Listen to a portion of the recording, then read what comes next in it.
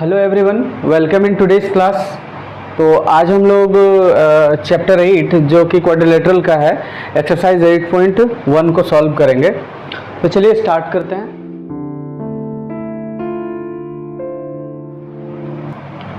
Question में क्या कह रहा है, if the diagonal of a parallelogram are equal then show that it is a rectangle. ये जो डायगोनल डीबी और एसी ABCD पैरेललोग्राम के हैं, ये अगर इक्वल हैं तो प्रूव करना है कि ये एक रेक्टेंगल है। तो चलिए इसको सबसे पहले स्टार्ट करते हैं। तो जब भी स्टार्ट करेंगे गिवन करेंगे, जो जो भी दिया हुआ है उसको पहले यहाँ पे मेंशन करते हैं। तो यहाँ पे लिखते हैं ABCD is a parallelogram and BD is equal to AC। ये डायगोनल्स इक्वल है, ये गिवन है। तो प्रूव करना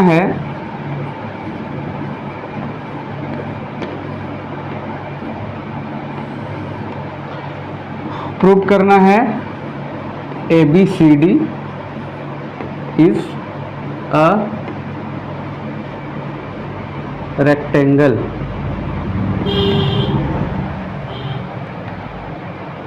ABCD इज रेक्टेंगल। तो अब हम लोग स्टार्ट करते हैं प्रूफ। कोशिश करेंगे यहाँ पे अगर कॉन्ग्रुएंसी का कुछ अगर कंडीशंस मिल जाता है तो हम कॉन्ग्रुएंसी पहले प्रूव करेंगे और आगे का प्रोसेस जो है उसको हम लोग देखेंगे। ठीक है, तो सबसे पहले हम लोग स्टार्ट करते हैं, टू ट्रायंगल्स लेते हैं। In triangle ADB and triangle ABC, ये दो ट्रायंगल लेंगे। अब देखो, इन दोनों ट्रायंगल को अगर हम कॉन्ग्रुएंट करते हैं तो CPCT से हमको ये एंगल A और एंगल B को CPCT से बराबर दिखाना होगा, और ये दोनों बराबर है तो फिर हम लीनियर पेयर या फिर को इंटीरियर एंगल का सम 180 करके हम इसका और इसका वैल्यू निकाल सकते हैं। कोई भी एक एंगल अगर 90 डिग्री निकल जाता है तो हम प्रूव कर सकते हैं कि कोई भी पैरेललोग्राम जिसका एक एंगल 90 डिग्री है तो वो एक रेक्टेंगल बन जाएगा। तो चलिए इसको स्टार्ट करते हैं। तो ADB और ABC, इसमें देखो AD is equal to BC होगा। क्यों? ये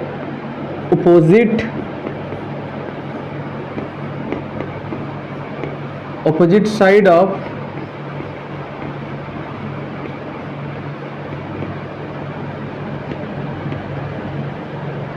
ये पैरेललोग्राम का ऑपोजिट साइड है, AD और BC।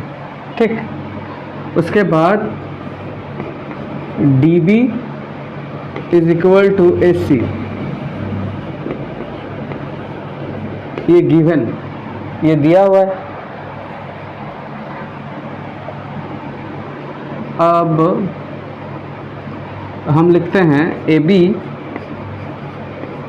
Is equal to AB। ये दोनों ट्रायंगल में काम कर रहा है, दैट मीन्स ये कॉमन होगा। ठीक है, तो S से हम इसको कॉन्ग्रुएंट प्रूव कर सकते हैं। तो देयरफॉर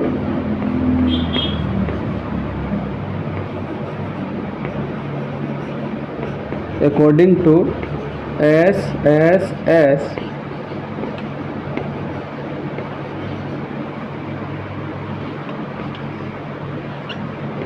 congruency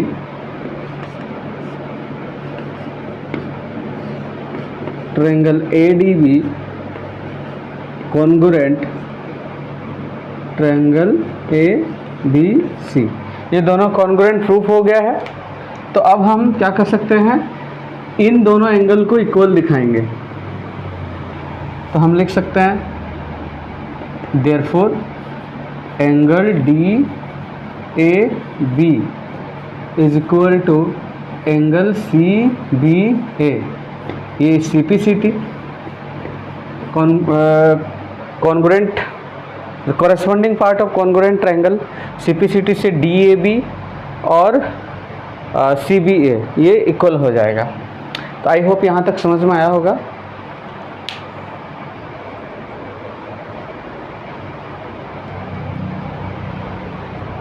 चलिए इसको आगे करते हैं।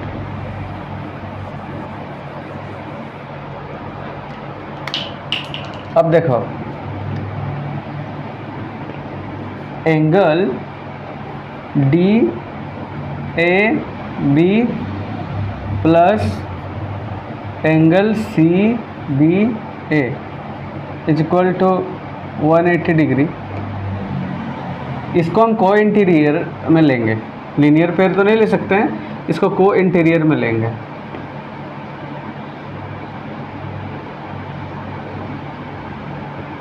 को इंटीरियर एंगल का सम 180 होता है। देखिए AD और BC पैरेलल है, ये ऑपोजिट साइड ऑफ पैरेललोग्राम आपस में पैरेलल और इक्वल होते हैं। तो AD और BC इक्वल पैरेलल है और AB जो है एक ट्रांसवर्सल लाइन है, तो ये को इंटीरियर एंगल का फॉर्मेशन यहाँ पे हो रहा है, तो 180 होता है। तो angle DAB plus angle DAB is equal to 180 degree. इसको हम ऐसे के लिए अपने इजी बनाने के लिए इक्वेशन 1 ले लेते हैं और यहाँ पे लिख देते हैं फ्रॉम इक्वेशन 1।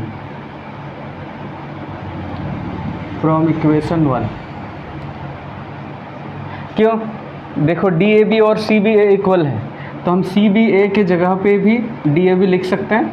तो DAB अगर ऐड हो जाए तो 2 angle DAB equal to 180 degree. ये 2 इसको डिवाइड करेगा, 2 9 18 0 90 डिग्री। तो angle DAB is equal to 90 degree. I hope यहाँ तक भी समझ में आया होगा।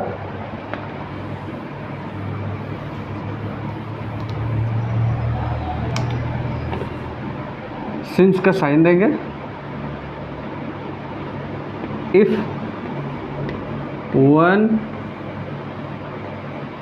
Angle of parallelogram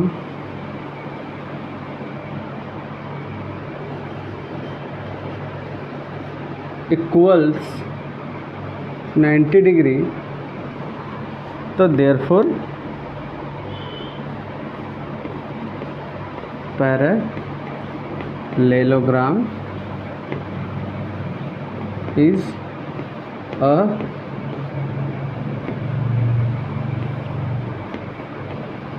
rectangle.